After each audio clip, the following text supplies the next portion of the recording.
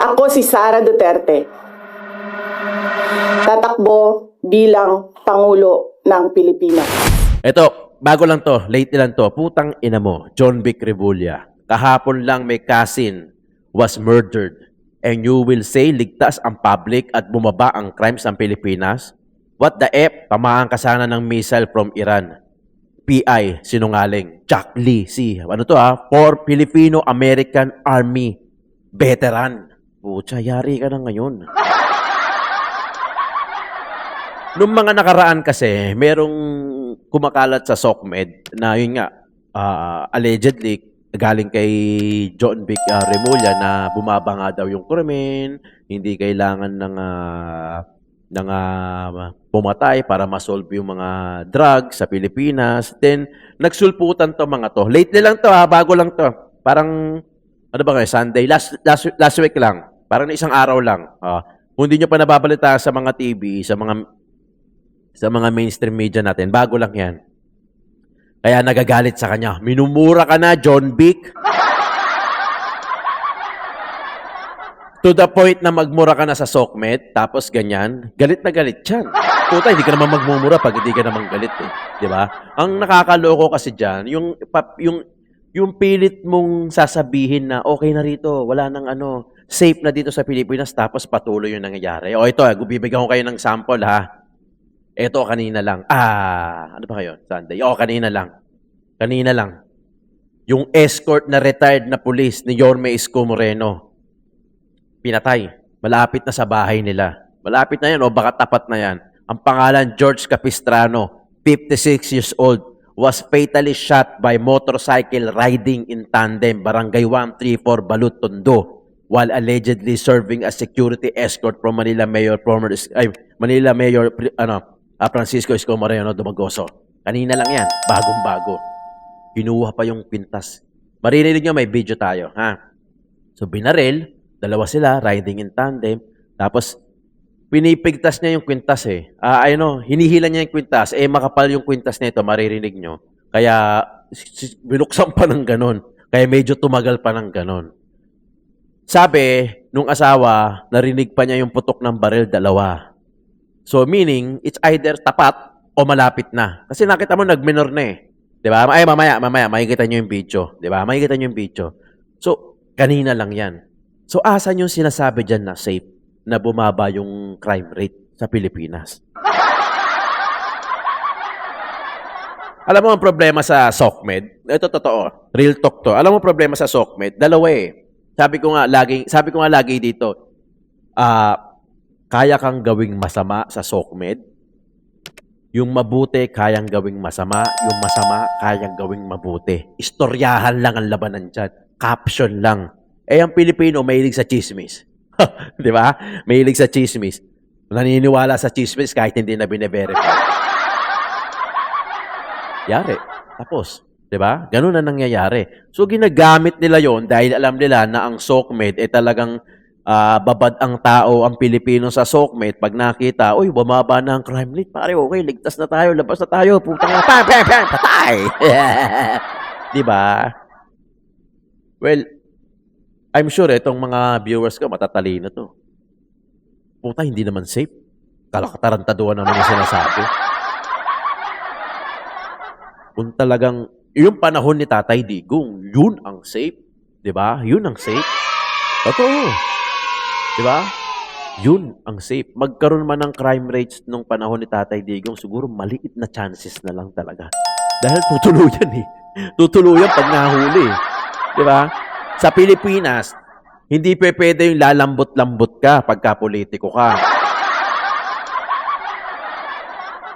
Kailangan dito yung gaya ng sinasabi ni VP Inday Sara Duterte, ibalik ang tapang at malasakit. 'Di ba?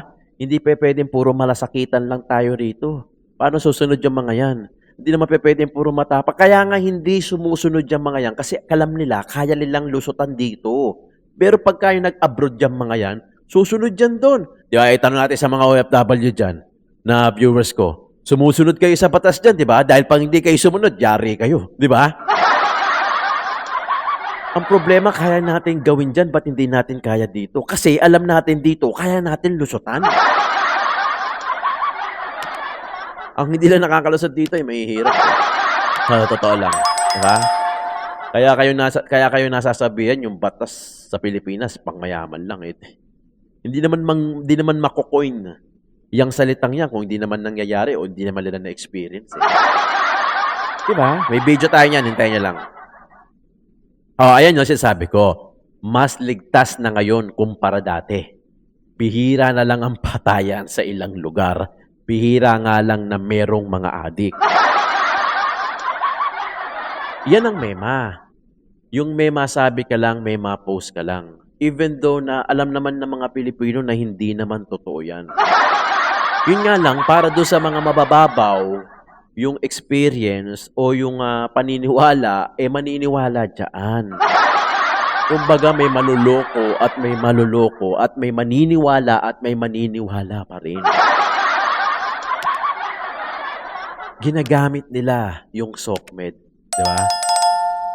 Most probably, Facebook, TikTok, yan. Usually ganyan. Iba kasi sa YouTube eh. Iba sa YouTube. Iba sa TikTok. Iba sa Facebook, iba sa Twitter. Lahat yan may kanya-kanya. Iba sa Instagram. Di ba? Yung Instagram nga ngayon, medyo may pumapasok ng mga balita. May mga suntuk-suntukan na ako napapanood. Dati, medyo maganda ang Instagram. Pagka ayaw mo ma-stress, Instagram ka. Pagka gusto mo ma-stress, Facebook ka. Depende kung gaano nila kayang salain eh. Di ba? Ito yung sinasabi ko. BP Duterte says, four politicians have asked to run for senator in her 2028 slate. March 15, 2026. Ngayon. Kahapon. Di ba? ABS-CBN. Baka sabihin nyo, nag-share tayo ng dyan, ng fake news eh. Di ba?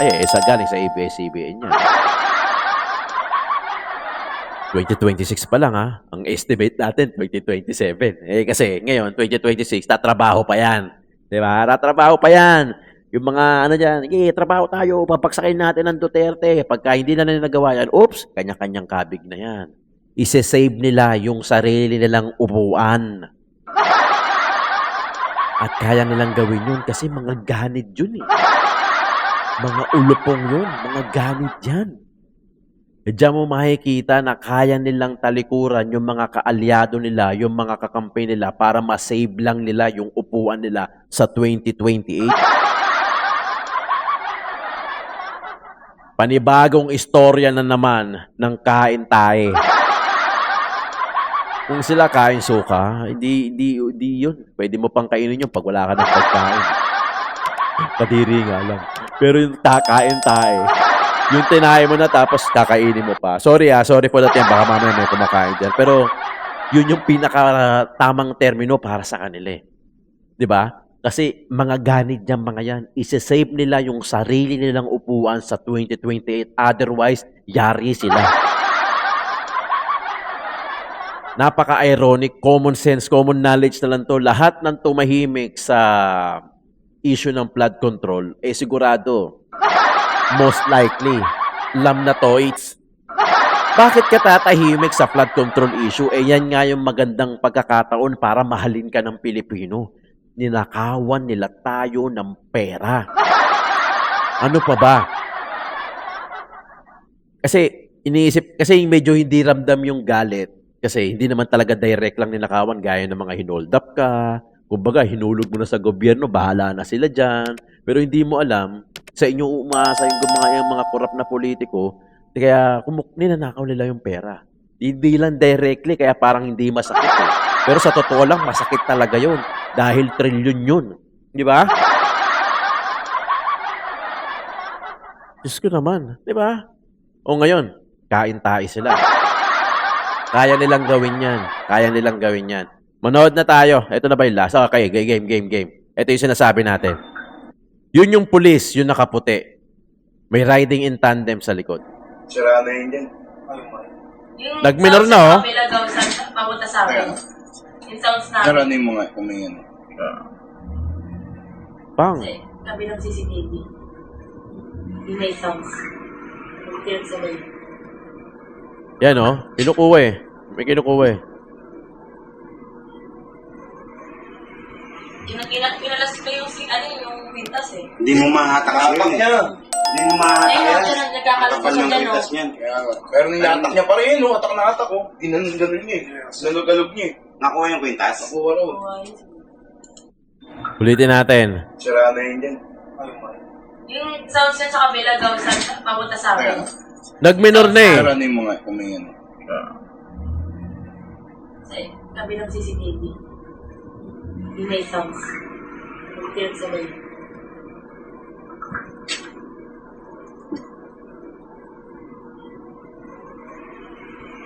Kinalas ko yung yung pintas eh. Hindi mo mahatak yun eh. Hindi mo mahatak Ayun, yan. dyan, nagkakalat Kapal siya ng dyan, pintas oh. niyan. Pero nilatak niya pa rin, no? Atak na atak, oh. Ginanon niya, eh. Nalog-alog niya, eh. Nakuha yung kwintas. Nakuha raw. Police.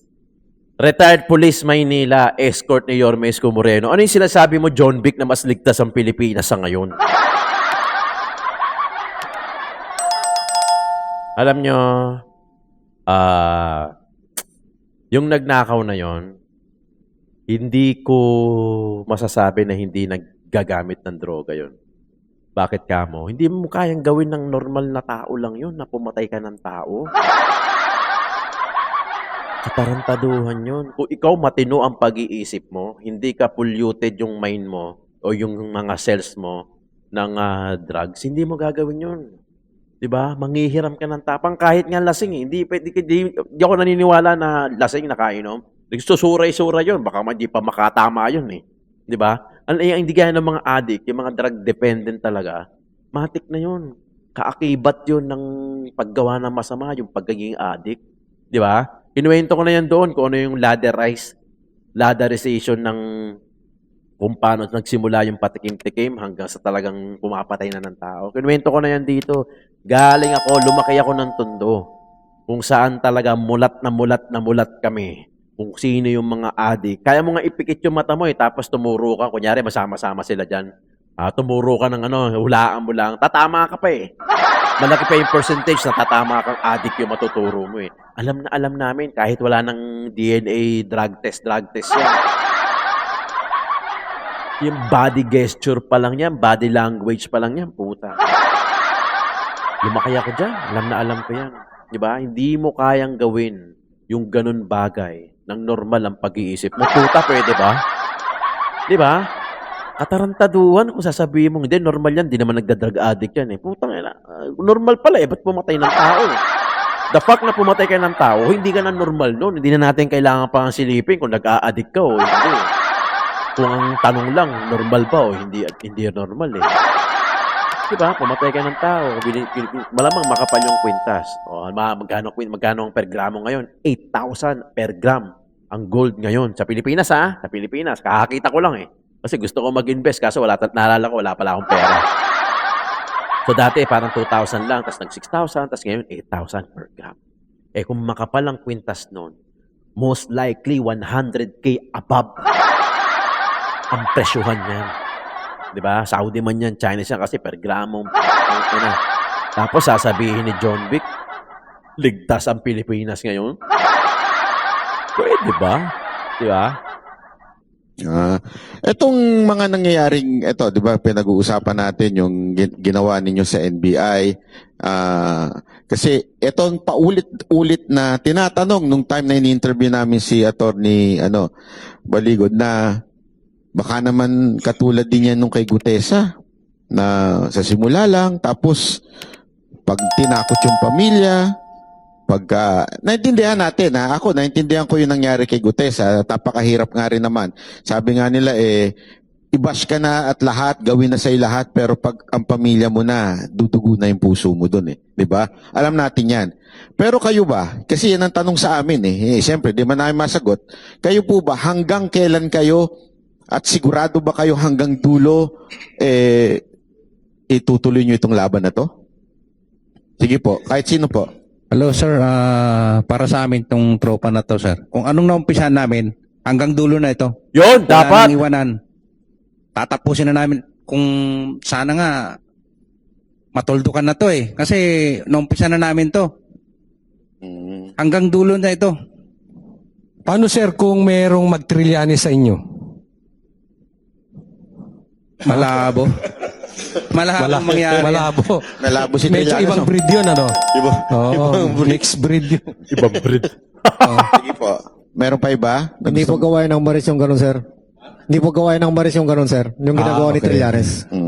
Sa amin nga sir, sa dami-dami naming malita, dinadala kung saan-saan. Kahit 1,000 man lang, kasi 1,000 o 500 na ang laman yan. Hindi pa kami nakatikim yan na magkuha dyan. Di ba? Saka in fairness dito sa 18 manis na to, kita mo ka, ah. 'Di ba? Kita mo ka. Talagang may pagkakakilanlan. Kita mo ka. Yung ibang mga witness diyan, yung mga ibang whistleblower diyan, balot na balot, pero ito kita mo ka. Makikilala to. Pucha. Tama na may sinasabi. Pagka pamilya na ang pag-uusapan, baka mamaya may mga umatras. Pero ito sinasabi nila, tuloy daw ang laban hanggang dulo. Kasi totoo naman eh. Yung mga siga nga nakilala ko sa Tondo eh. Pagka nung nagkaasawa at anak na yun, hindi nawala na yung pagkasiga eh. Lumalambot na kasi may mga anak na, 'di ba? Totoo 'yun. Totoo 'yun, 'di ba? Kaya nga yung iba ang kinukuha, yung walang pamilya para walang maiiwan kasi parang they have nothing to lose pagka walang pamilya, 'di ba? Pero ito honest to sa akin lang ako talaga humahanga sa ginawa ninyo. Dahil pwede naman kayo manahimik eh. Pwede naman kayong mabuhay ng mapayapa, 'di ba? Alam naman natin ang gulo-gulo na ng mundo. Pwede kayo mabuhay ng mapayapa pero nagsalita pa rin kayo. Napakahirap niyan eh. Ako nga pag nagsasalita, ang dami kong kasong kinaharap eh. Paano pa kaya kayo na talagang ang binangga ninyo at talagang detalyado ang sinabi ninyo? Talagang kita nyo, ilan na demanda ninyo ngayon? Diba lahat ata ng binanggit ninyo, didemanda na kayo. Anong nagbibigay sa inyo ng inspirasyon na tumuloy-tuloy dito sa laban na to? Nagsalita kami sir dahil sa kapakanan po at kinabukasan ng ating bansa, lalong-lalo na po sa aming sari-sariling pamilya at sari-sariling bayan. Kasi alam na namin na napakatalamak na talaga ng korupsyon dito sa bansang Pilipinas. Kaya kailangan natin tuldukan dito sir. Magtulungan tayo, lalong-lalo na sa mga taong bayan, na suportahan kami kung may suporta kayo sa amin through our emotional o Prayers. hindi naman kami humingi ng financial sir kasi sanay kami sa hirap sir, sanay kami sa gutom. Marines eh, Mulat sa syempre. pula pumasok kami ng military, yun na yung na-train sa amin sir eh. Yes, Hindi oo. kami tumatanggap ng kung anong offer sa amin sir. Yun lang po. Sir, kailan pa at saka saan pa? Kasi may kasabihan nga tayo sir, the evil triumphs when good men do nothing. Yun. Eto sir, mga sir, halimbawa, wag naman sana. Pero kadalasan po kasi parang ginagamit yung pamilya para panghinaan kayo o matras kayo sa laban. Bawat laban na sinusong, lagi po nangyayari yan. Paano po kung gamitin ang pamilya nyo para patiklopin kayo? Hindi nyo po ba naisip yun na madedelikado ang pamilya namin?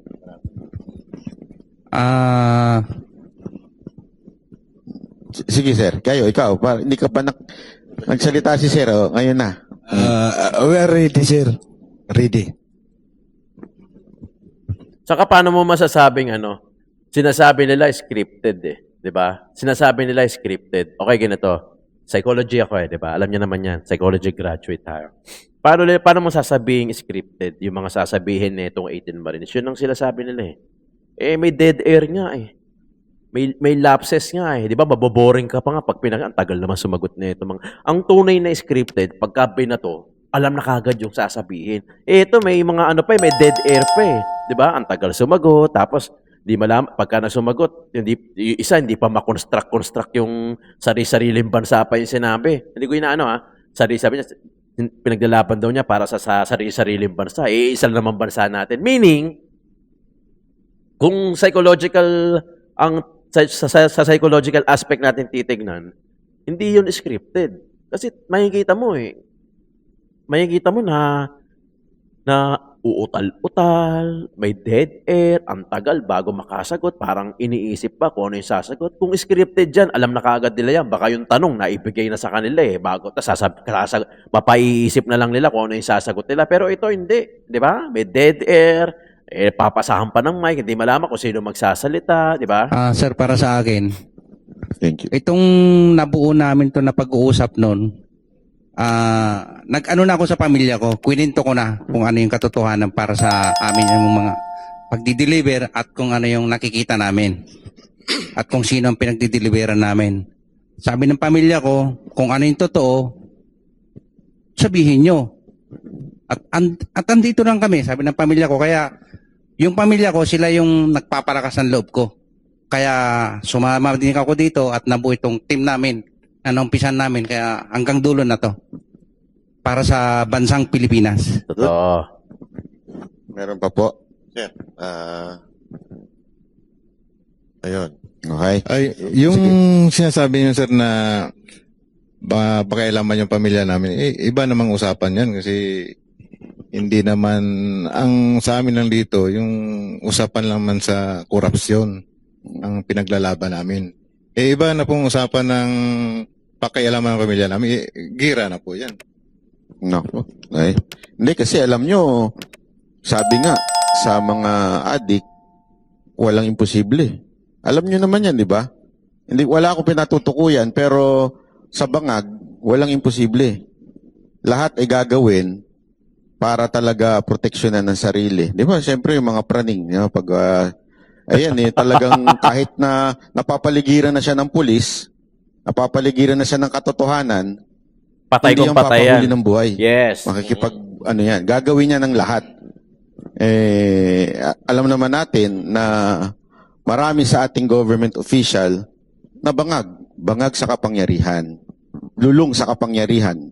So, gagawin niya lahat para hindi mawala yung kapangyarihan na yon at yung nakukuha pa nila hanggang ngayon.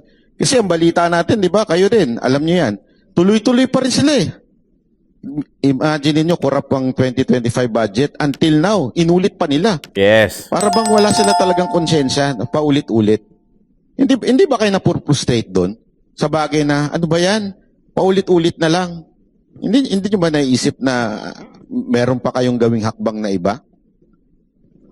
Ito nga sir, yung ginakbang namin nga ngayon, baka may dadagdag pa kami na para matigil na talaga itong korupsyon ito dito sa ating bansa. So marami pa kayong ebidensyang ilalabas? Yes po, marami pa po. Uy. At saka maliban sa ebidensya, boss, parang narinig ko, hindi lang kayo 18. Meron pa pong, kung halimbawa man, may gawin sila sa inyo, may backup na mga Marines din po ba ito? Na mga natitirang iba? Back up yun. Tayo na. Talagang pinaghandaan din no? I now give the floor to the representative of the International Career Support Association. Thank you, Mr. President. I stand here to denounce a grave injustice. Lodoligo Loa Duterte, 80 years old, former president of the Philippines, who bravely fought illegal drugs to protect millions, has been unlawfully removed from the homeland and held in a prolonged pretrial detention by the ICC in The Hague. This is a political persecution and not justice. Yes. The current administration extradited him without due process, bypassing Philippine courts and violating national sovereignty. He was extradited without any due process. Incidentally, since March 11, 2025, exactly 1 year ago today, this elderly leader has endured detention, separated from family and serious health issues. Global rallies and protests in The Hague and throughout the world demands the interim release, which has been unlawfully denied by the ICC 3 times. This over 1 year pretrial detention raises profound question about compliance with the Rome Statute's guarantees of human treatment and speedy trial. Yes. It is an affront to human dignity and the abuse of international justice for political ends.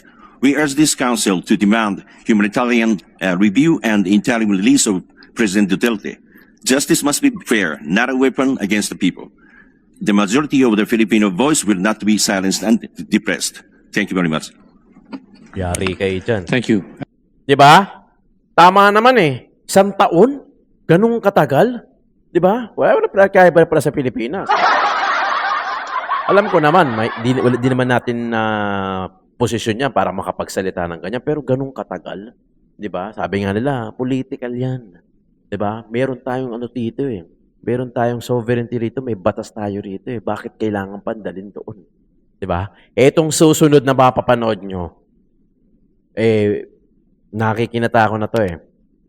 Paano ko pa sasabihin? Basta binastos si Tatay Digong. Vlogger din to, binastos si Tatay Digong. Maraming nag-comment sa kanya, maraming nag-repost ng mga ano niya, maraming nag-share ng mga video niya dahil binastos na talaga si Tatay Digong. Panoorin niyo. Happy anniversary! Happy anniversary sa'yo ha. Ayan ha. Never bring him home. Sabi nga nila. Diyan ka na lang ha. Huwag ka nang babalik. Let's go! Happy anniversary! Happy anniversary sa'yo ha. Ayan ha. Never bring him home. Sabi nga nila. Diyan ka na lang ha. Huwag ka nang babalik. Let's go! Okay, ano yan kalat na kalat yan sa TikTok, sa social media, at kung saan-saan. Balita at kaalaman ang account niyan sa TikTok. Hindi ko lang alam kung meron din siya sa Facebook. Basta nakikita ko. Ito yung nahanap ko eh. Basta yun siya. At siya yan yung mukha niya. Siya yan. O, kasi mayroon pang mga ibang video na kita yung mukha niya. So, siya yan. Ano na ba yun? Balita at kaalamanan. Balita. Ayun nga. Okay, siya nga yan. Oh. 62K followers sa TikTok. So, nandoon yung video na yan. Oh, kasi March, ano ngayon? 16 eh. So, March 11, anniversary ni Tatay Digong. So, ginawa niya yan.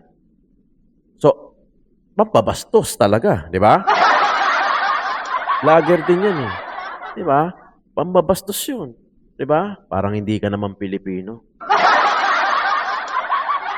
Alam mo, nag-reflect tuloy dyan sa ginawa mo kung paano ka palakihin ng magulang mo.